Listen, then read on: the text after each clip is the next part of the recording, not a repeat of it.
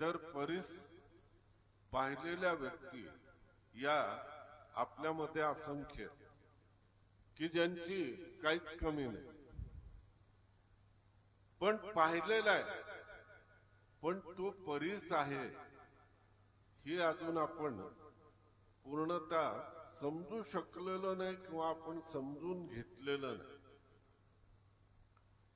तर मी तुम्हाला सांगतो की आपण असंख्य व्यक्तींपैकी एक आहोत, प्रत्येक जण. आणि ज्याला आपण परीस परीस असं म्हणतो ना, हा परीस दुसरा तिसरा कोण नाही, तर हे परीस म्हणजे आपले सद्गुरू असतात. कारण ज्या वेळेला सद्गुरूंचा खऱ्या अर्थाने आपल्यावर कृपेचा हस्त आपल्यावर पडतो, कृपा कटाक्ष आपल्यावर पडतो, आणि ज्या वेळेला आपल्याला त्यांचा आशीर्वाद खऱ्या अर्थाने लाभतो, त्यावेळेला खऱ्या अर्थाने आपण लोखंड, आपण आपल्या लोखंडाचं सोनं हे करण्याची ताकद केवळ सद्गुरूंमध्ये.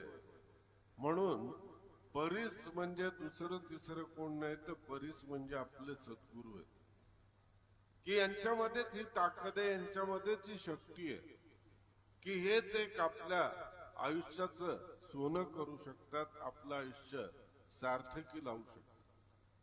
कारण आपल्याला मोक्षपदापर्यंत नेतं कोण, आपल्याला मोक्ष कोण मिळवून देत, आपल्याला प्रत्यक्ष भगवंताचं दर्शन कोण मिळवत, तर ते निसंशयपणे आपल्या सद्गुरूंमुळे होतं. म्हणून सद्गुरू म्हणजे हे प्रत्यक्ष आपल्या करता परीस, हा भाव आपल्या मनामध्ये निरंतर जागृत असणं खूप गरजेचं आहे. कारण आपण जे गुरुचरित्र ऐकतोय, आपण गुरुचरित्र ऐकतोय म्हणजे ही गुरुसेवेची असलेली, गुरुभक्तीची असलेली एक आदर्श अशी आचारसंहिता आपण बघतोय. आणि मग या आचारसंहितेमध्ये आपल्याला हा विचार हा नक्कीच करायला पाहिजे.